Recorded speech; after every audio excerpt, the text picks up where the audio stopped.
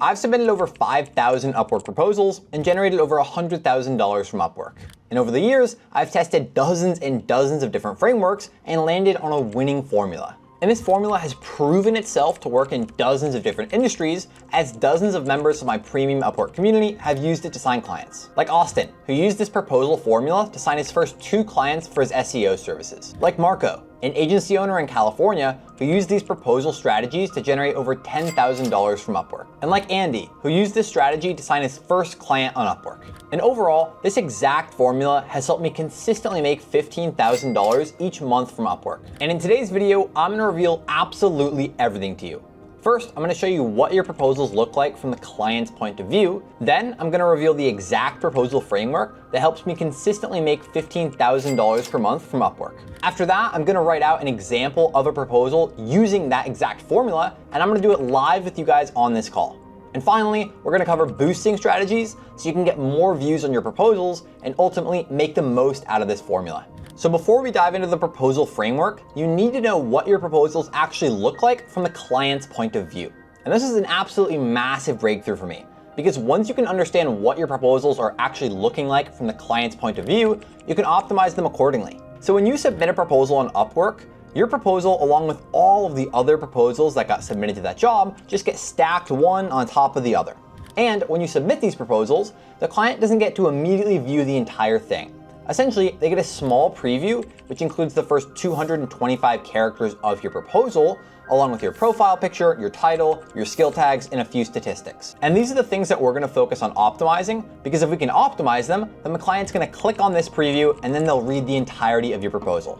So the first step in optimizing the preview is to have a really high quality profile picture. Now this is extremely important, right? Because due to the lack of information of this preview, right, you only get to see a handful of things. The client only gets to see these few things.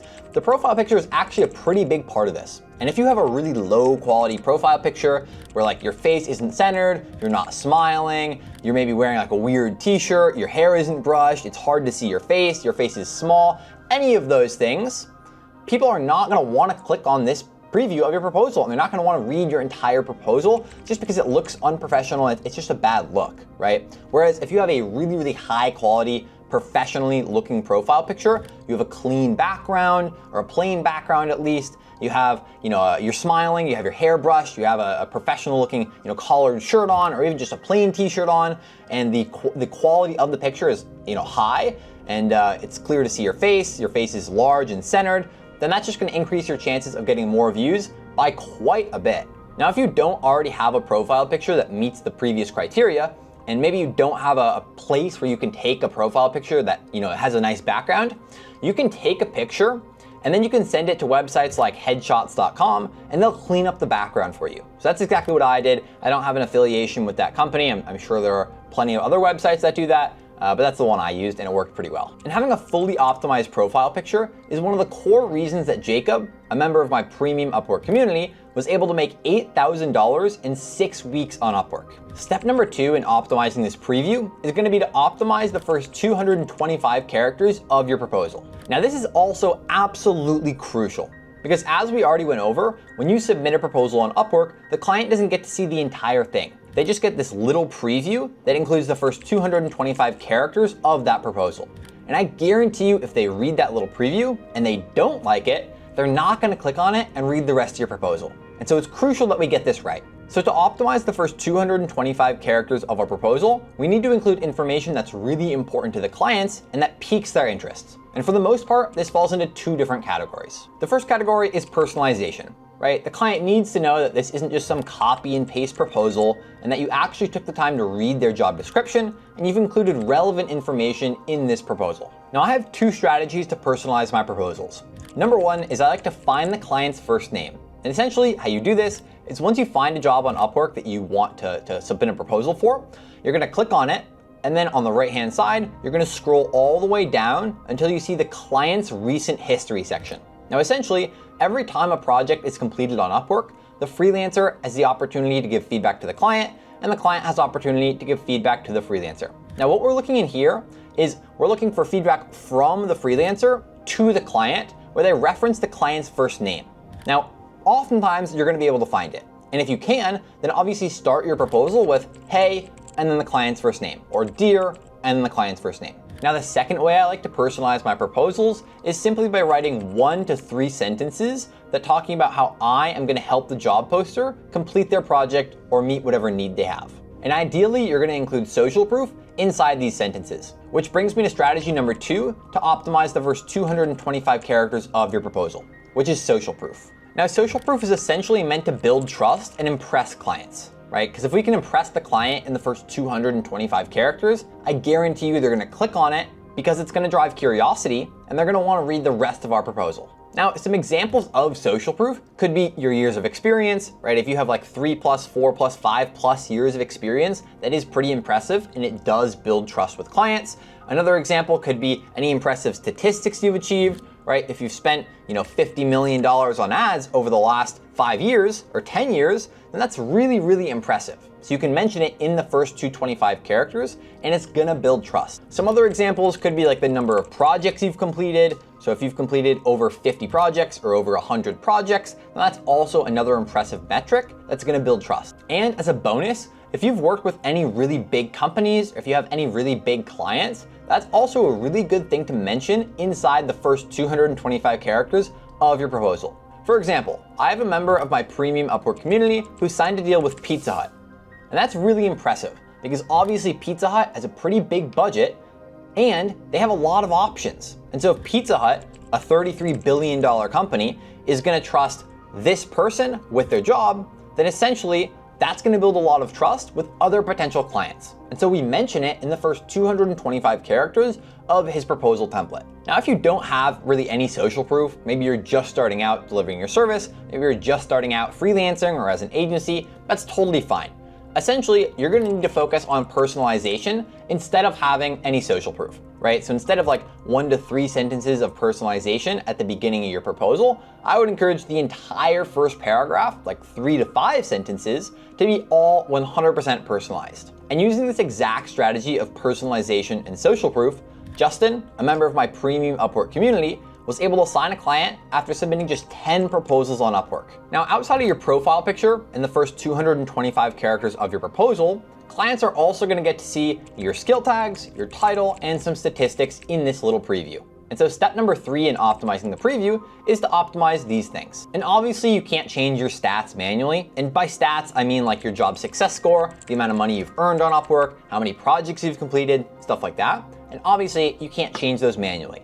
So just make sure you're doing a really, really good job on these projects and achieving a high success score. Now, in terms of skill tags, I'm not gonna go super in-depth on skill tags for the sake of this video, but if you do want a really in-depth guide to skill tags, then you can check out my recent video on Upwork SEO. But for this video's sake and your proposal's sake, just make sure all of your skill tags are relevant to the services that you offer. And in terms of your title, again, I'm not gonna go super in-depth on the title in today's video, just make sure it's descriptive and you're telling people what services you offer. But again, if you want a really in-depth title guide, you can check out the Upwork SEO video. And while these all might seem like pretty small changes, right, your skill tags and your titles, they are pretty important and they do stack up to make a big difference. For example, Kennedy made these changes along with a few changes to his proposal and shortly after signed a client on Upwork. So now that you understand what your proposals look like from the client's point of view and how to optimize the preview accordingly, it's time to jump in and reveal my proposal writing formula for you guys. Now, it's important to note that depending on where you are in your Upwork journey, whether you're just beginning or whether you're a pro who's earned millions of dollars, those things are gonna impact your proposal template and what it's gonna look like. So before I dive into the proposal writing formula, I wanna go over 3 principles that are gonna stay true no matter where you're at in your Upwork journey. The first principle is to take the context into account. Now, like I already mentioned, these proposal templates are gonna be different depending on where you're at in your Upwork journey. They're also gonna be different depending on what service you're offering. And if you offer a much more technical service like web development or custom CRM solutions or software development, then you're gonna wanna include more information in these proposal templates and you're gonna wanna speak your client's language. And overall, generally speaking, these more complicated services like web development, software development are gonna be more expensive compared to services like social media management and video editing. So again, if you offer a really complicated service, make sure to include plenty of details in these proposal templates, and overall, just take the context into account. The second principle is length, right? Nobody wants to read a 4,000 character proposal. Nobody wants to do it. So Generally speaking, I like to keep my proposal templates under 1,500 characters long, and at the absolute most, 2,000 characters. Principle number 3 is that if you offer a visually stimulating service like video editing, social media management, web design, graphic design, then you're going to want to make sure to include examples of your work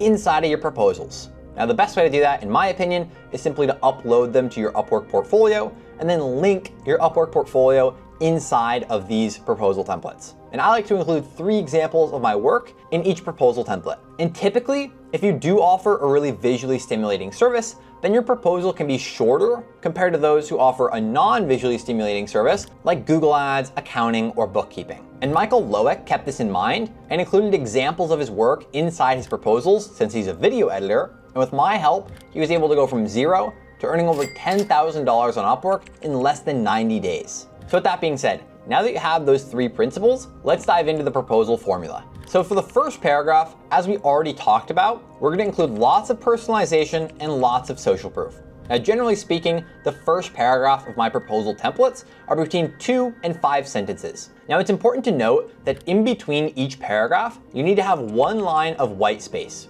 Now, the absolute last thing that we want is for someone to actually click on the preview of your proposal and open up the entirety of your proposal and see this big, ginormous block of ugly looking text that's intimidating and it doesn't look easy to read. Like, that's the last thing we want. We want this to be visually appealing, look like it's going to be easy to read and nicely spaced out because it just looks more professional that way. Now, in the second paragraph, I like to introduce myself, right? Who I am, where I'm from, and how I got started delivering this service. Now, my personal favorite way to do this is through like a little mini story, a little anecdote, right? So I might say like, again, I'll give you an example after we run through this entire proposal framework, right? So as an example of this, you could talk about, if you started offering social media management because your family business runs a restaurant and you helped them get their social media profiles in order, help them start posting on Instagram, Facebook, you got 100,000 likes, comments, shares, whatever. Like, you can kind of mention that little mini story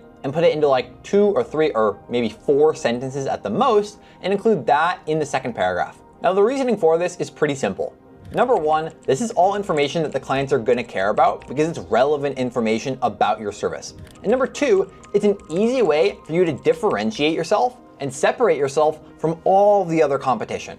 Because I guarantee you, nobody has the exact same story on how you first got started. Now, the third paragraph is really going to depend on what service you're offering, right? Because principle number 3, if you remember, is if you offer a visually stimulating service like video editing, social media management, or something else that's just very visually stimulating, web design, graphic design, then it's going to be really, really important to include links to your portfolio and examples of your work inside of these proposal templates. And if that is you, if you do offer a visually stimulating service, just make sure that when you're linking your portfolio, you're following Upwork's terms of service and that there's no way for a client to contact you outside of Upwork that's in your portfolio somewhere, like an email, a phone number, a Zoom link, a Calendly link, nothing like that. Now, if you don't offer a visually stimulating service like accounting, bookkeeping, SEO, Google Ads, right, stuff like that, then the third paragraph is typically just going to be more information about you, your experience, and the service that you're offering.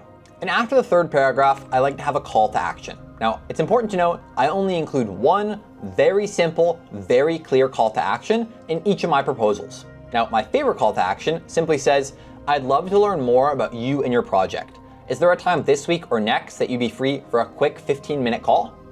It's really simple and it works really well. That being said, if you offer a service that's typically less expensive than most other services, like graphic design is a good example of that, then I would change that call to action, and instead of asking people to get on a call with you, instead just ask them to message you.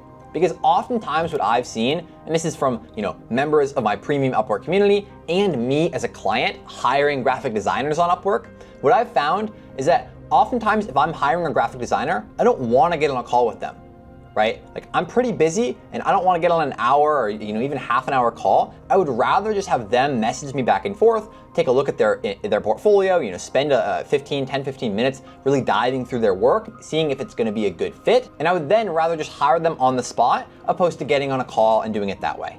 And so if you do offer graphic design or a service that's similar or just a lot less expensive than normal, then I would just simply prompt people to send you a message instead of getting on a call. And after the call to action, I have my signature. So it just says thanks, comma, Nico. And then after the signature, I like to have a PS section that includes some social proof. And this exact proposal framework helped Liana, a member of my premium Upwork community, sign her first client on Upwork. Now I know this is simple, but it helps a ton, especially if you have a video testimonial that you can include in this PS section. Now this is exactly what I've been doing. I've submitted thousands and thousands and thousands of proposals with this video testimonial inside my proposals. And I can't tell you how many times I've gotten on the sales calls of people who show up to the call and they say, oh man, Nico, I watched that video testimonial you showed me from Jeff, and I feel like I'm very similar to him, and I'm sure you can help me. And from there, obviously, the sales call is very, very easy. So now that we've gone through that framework, like I mentioned earlier, I'm gonna write a proposal out for you guys live on this call so you can see exactly what I mean, and we can just go more in depth. So diving right into my computer here, we're gonna write a proposal template for Google Ads, right? So let's say you offer Google Ads on Upwork. Like we already mentioned, first body paragraph is gonna be personalization and social proof, right? So I like to start with, hey, first name. So again, like we mentioned, that's gonna be the client's first name. Then I might say, based on my 7+ years of experience. And by the way, guys, I'm obviously making all of these numbers up as I go here. This is not a proposal template for me. This is just to give you guys an example of what it might look like. So based on my 7+ years of experience running Google Ads,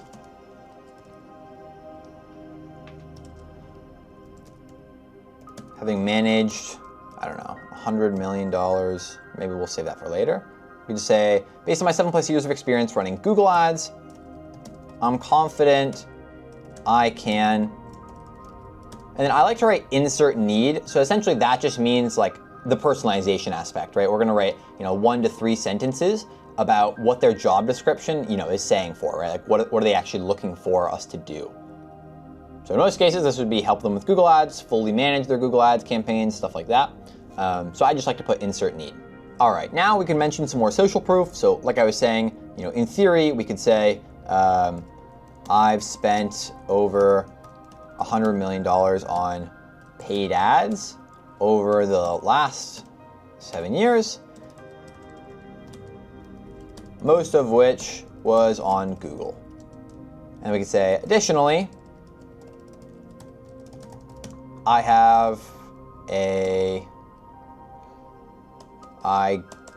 graduated from, Harvard in 2000, again, making all of this up as we go here, but like 2014. And I hold a master's degree from Yale. Right now, obviously, this is a very extreme example of someone who has a ton of social proof, right? Harvard, Yale, 7+ years of experience, $100 million spent on ads. But if this isn't you, right? If maybe you don't have any social proof at all, that's totally fine. And like I said, you would essentially just delete this. And if you don't have any social proof, this insert need, right, the personalization based on their unique job description would be like 3 to 5 sentences. It would essentially be this entire first paragraph. But if you do have social proof, you can incorporate it like we're doing right here. So essentially this would be our first paragraph, right? This would be the proposal template. And again, obviously, this isn't gonna be exactly what we're gonna submit to the proposal because we're gonna write, a handful of personalized sentences right in here. So it'll look a little bit larger, but that's gonna be the first paragraph of our proposal template. You can see we have plenty of social proof in there and we have personalization. That's pretty straightforward. Now the second body paragraph, I like to talk about myself, kind of who I am, introduce myself, right? Who I am, where I'm from, how I got started delivering this service. And so we might say something like, and again, putting a line of white space in between the paragraphs of this proposal template. I might say, my name is John, and I'm from Boston, Massachusetts. And then we're gonna include a little personal story, kind of an anecdote about how we got started. So maybe we would say, in this scenario, after I graduated from Yale in, let's say they graduated in 2018 maybe, or 2016, whatever. After I graduated from Yale in 2018, I took a job at XYZ advertising, comma, nationally ranked advertising agency, a nationally ranked advertising agency, right? And so obviously you'd make up the name here. I don't have a name of a top ranked advertising agency, but you get the idea, hopefully, right? And so talking about like after they graduated from Yale, I took a job at a large advertising agency, building credibility and telling people how we got started and differentiating ourselves. Then we might say something like, they taught me an extremely in-depth, or maybe we say like detail-oriented approach to Google Ads, focusing on data accuracy, to ensure we always make accurate decisions, right? So as you can see, this is a little bit raw. I'm writing this out live with you guys, but hopefully you get the idea, right? Like we're telling people how we got started. We're including a little bit of social proof in here, right? Like a nationally ranked advertising agency that definitely adds credibility to us. And we're adding important details on kind of like how we deliver this service, right? Like an extremely detail-oriented approach to Google Ads, focusing on data accuracy to ensure we always make accurate decisions. So that would be a pretty good start at a second paragraph. Now, for the third paragraph, again, this does, like we already spoke about, depend on kind of where you're at in your Upwork journey, and it heavily depends on what service you're offering. And so for Google Ads, that's not a very visually stimulating service, right? And this is the same case for like SEO, accounting, bookkeeping, stuff like that. So generally for the third paragraph, if you don't offer a visually stimulating service, I like to include more details on kind of like how they actually do the service. Now for the third paragraph, like we already mentioned, this is gonna really depend on kind of where you're at in your Upwork journey and what type of service you offer. So if you offered a very visually stimulating service, like we already talked about, you wanna include links to your portfolio in here, all right? And so to do that, my favorite way to do that is at the end of the second paragraph, I would say, you can see so obviously Google Ads is not a visually stimulating service, so just bear with me. It's just for an example for those of you who do offer a visually stimulating service. But I might say like, you can see some examples of Google ad campaigns. Maybe we'd say like of successful Google ad campaigns I'm currently managing for my clients here. Right now, obviously, this is a weird example, and we would never show them a live campaign. It's not even possible to do that without breaking Upwork's terms of service in our proposals. But hopefully, you guys get the idea, right? If you're a video editor, you could say, you can see some examples of video edits I've recently created here, and then you would simply like insert link, and then you would do that again. And then again, just below it, right? And that's how you would do this if you do offer a visually stimulating service. Now, Google Ads is not a visually stimulating service, so we're not gonna do that, right? That was just for example. So if you don't offer a visually stimulating service, like Google Ads or like accounting, SEO, bookkeeping, then the third paragraph is generally gonna be used to just give people more information on how we can solve their problem, right? How we can solve the client's problem. And just generally more info on our service. And so again, quickly to mention, to hop back to visually stimulating, make sure if you're gonna link a portfolio that it does not include any way for people to contact you outside of Upwork, because that breaks Upwork's terms of service. Third paragraph for non-visually stimulating services. We might say something like, and again, I'm completely making this up as I go, but for when running Google Ads for, let's say, e-commerce. And again, I know I'm bouncing around here a little bit, and we're gonna dive into more of this in a second, but I like to have one proposal template for each service that I offer. And you can get like really granular with it, right? You could just do like one for Google Ads, or you could do one for Google Ads consulting jobs. You could do one for Google Ads for e-commerce businesses, Google Ads for SaaS businesses, Google Ads for, you get the idea. And so again, making this up as I go here, but assuming this is a proposal template for e-commerce, we might say, when running Google Ads for e-commerce, I generally like to start by testing broad campaigns, which target the US and UK. Again, not necessarily, this might not be true, but just an example for you guys. When running Google Ads for e-commerce companies, and we might say Google Ad campaigns, for e-commerce companies, I generally like to start by testing broad campaigns which target the US and the UK. After we begin gathering data on those initial campaigns, we like to test interest. We like to begin targeting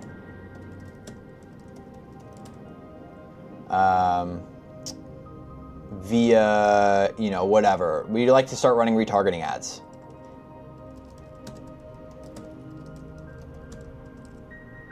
And then you can give like a couple sentences on like what that looks like, right? Like we start to run retargeting ads when, retargeting visitors of your website over the last 180 days.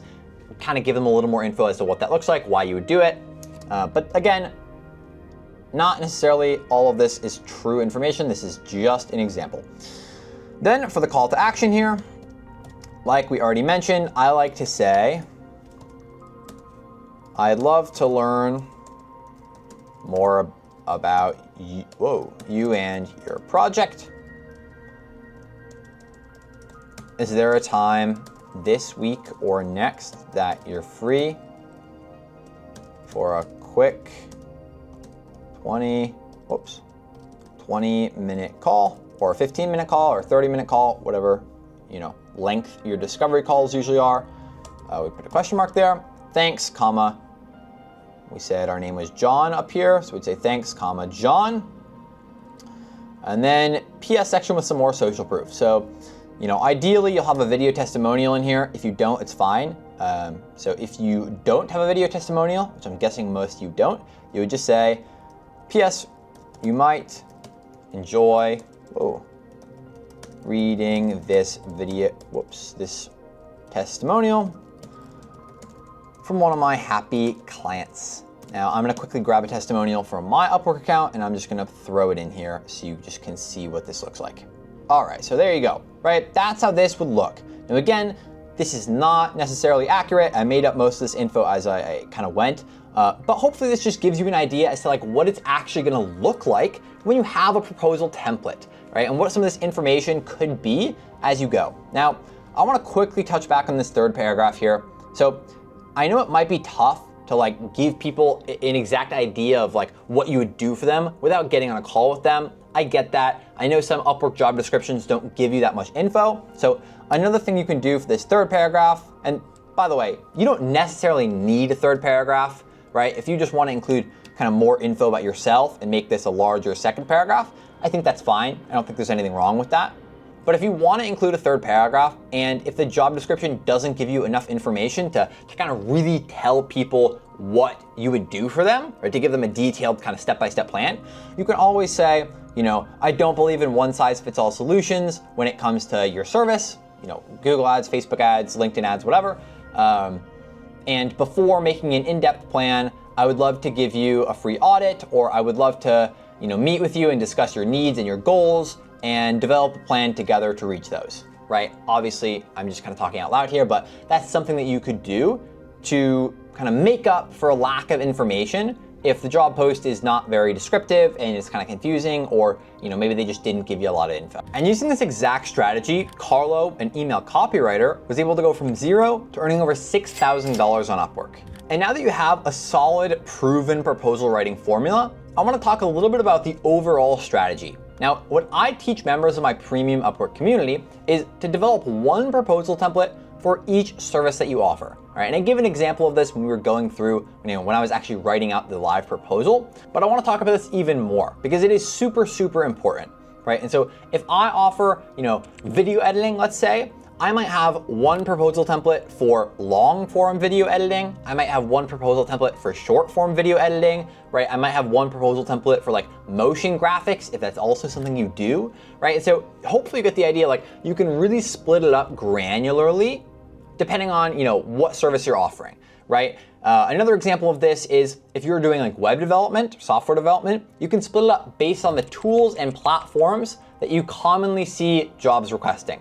Right, so if you commonly see people, if there's maybe tons of jobs that are asking you to code or work with JavaScript, then it might make sense to have one proposal template that's web development, using JavaScript, right? That might make sense. Now, you can kind of get the idea as I'm kind of talking to you about how you could potentially split these up, but mostly it's going to be more granular, more specific services. So instead of video editing, it would be short form video editing, long form video editing, motion graphics, or if you're doing web development, something a little more technical, tools or platforms or languages of code. And when you're splitting up these proposal templates, they can be similar to each other, right? If you have one proposal template for long form video editing and one for short form, they can have the same structure.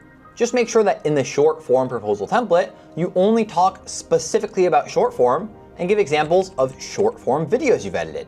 And in the long form, do the same, right? Just talk about long form and give examples of long form. But overall, you'll use the same formula that we just talked about, and the proposal templates can look very similar. And essentially the goal of this whole thing is to be able to write proposal templates that appear to be extremely personalized, but in reality, 90% of them are templatized, right? And so what I mean by this is like, if I'm a client and I post a job looking for a short form video editor, and I get a proposal that talks all about short form video editing, it looks like this is pretty personalized, right? It looks like someone clearly read my job description because they're only talking about short form video editing, and that's what my job post was about.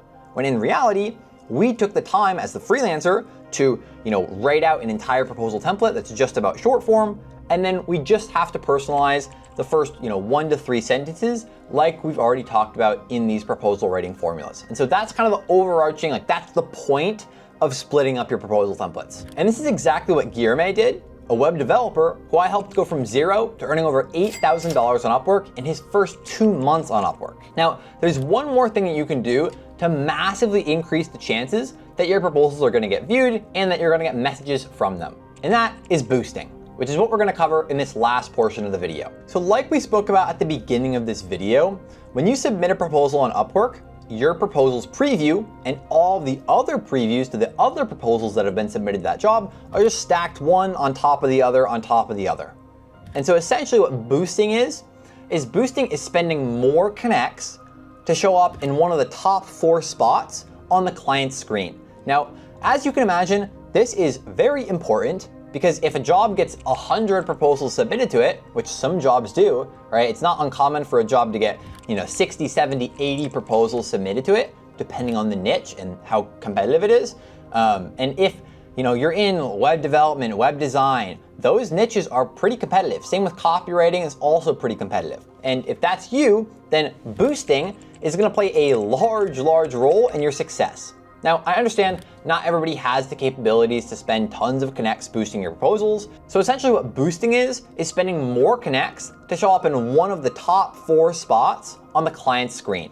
And the reason this is so important is because if a client, posts a job and it gets 80 proposals submitted to it, if you didn't boost your proposal, Upwork is gonna just randomly assign you a spot, starting with the 5th spot all the way till like 80. If there are 80 proposals submitted. And as you can imagine, if you're 75th on the list, you're probably not gonna get very many views, right? And obviously it's different for each proposal you submit, but you get the idea. If you're not in the top 4, the chances of getting viewed really kind of vary. That being said, I know some of you don't have a big budget and you don't wanna be spending tons of connects because ultimately connects cost money, right? And so that's why in this last portion of the video, I'm gonna talk to you about my boosting strategy and how I'm able to boost most of my proposals without spending ridiculous amounts of money on connects. Now, if you're pretty experienced on Upwork, you've gotten a decent amount of clients through the platform, or even if you've gotten a decent amount of clients outside of the platform, your boosting strategy essentially comes down to knowing your customer lifetime value,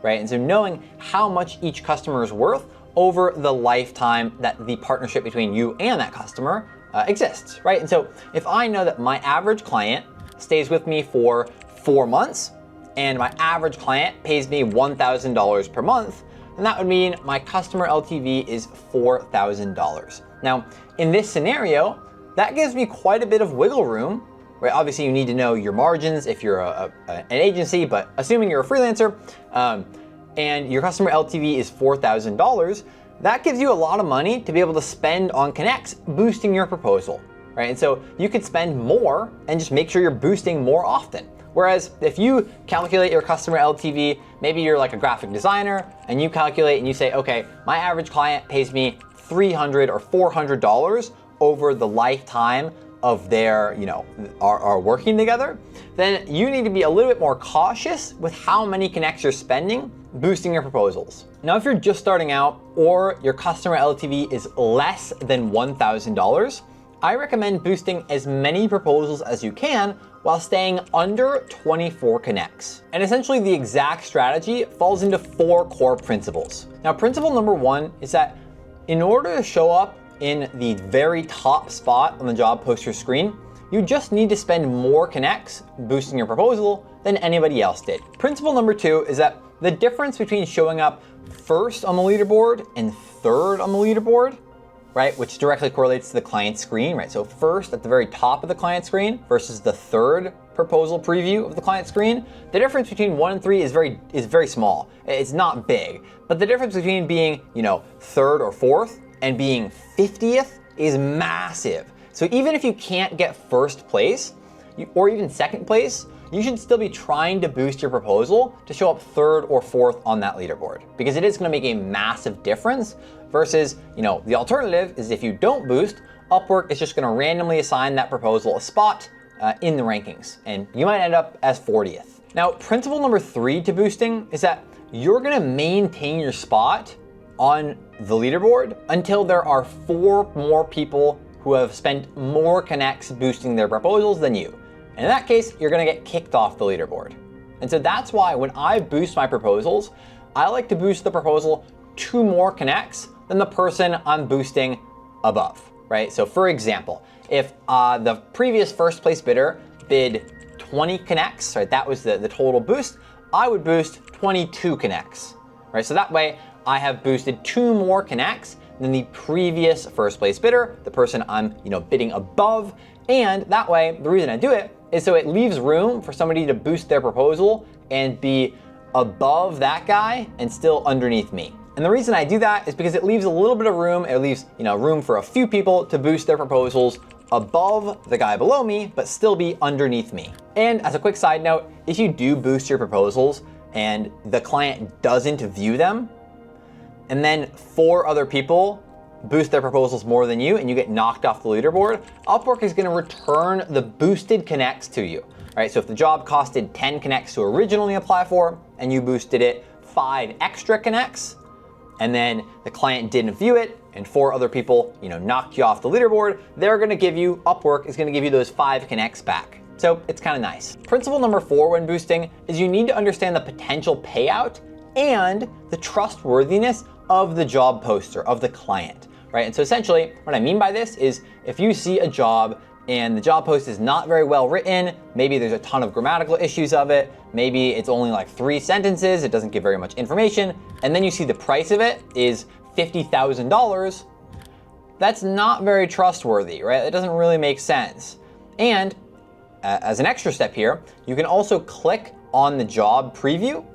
And then on the right-hand side, if you scroll down a little bit, you're gonna see statistics about the client. And so you can typically see the average hourly rate that they have paid other freelancers. And so again, as another example here, if the job says $50,000, but the job post isn't well written, and you can see that they only pay freelancers an average of $4 an hour, then it's pretty unlikely and it's not very, the job isn't very trustworthy, right? So don't spend a ton of connects boosting your proposal, and I might not even submit that proposal. Whereas if you consider the alternative, if you see a job that's, $100 to $200 per hour, which is a pretty good hourly rate, and then you click on that job preview and you see the client on average pays freelancers $100 an hour, that's very, very trustworthy, right? They've built up a reputation, and so you can feel really confident applying to this job and maybe even boost your proposal even more than you would normally, because you're so confident that this client is trustworthy and that they are actually willing to pay the freelancer they hire a really high amount. And so like I mentioned, overall, if your customer LTV is below $1,000, I'd recommend boosting your proposal as often as you can while staying under 24 connects. Whereas if your customer LTV is over $1,000, you can spend as many connects as you're comfortable with, right? And especially in principle number 4, like we talked about, if you see a job that's an excellent fit for you, it's trustworthy, the client has spent a lot of money on his Upwork account, then obviously feel free to boost your proposal as much as you'd like. Just make sure you follow the 4 principles we covered. So with that being said, that's all I've got for today's video. I hope you enjoyed and got a lot of value out of it. And if you did, make sure to hit the subscribe button down below, as I post a lot of Upwork content on YouTube. And if you're looking for more help to scale your freelance or agency business with Upwork, feel free to click the link in the description and you can join our premium Upwork community to start signing high-paying clients on Upwork.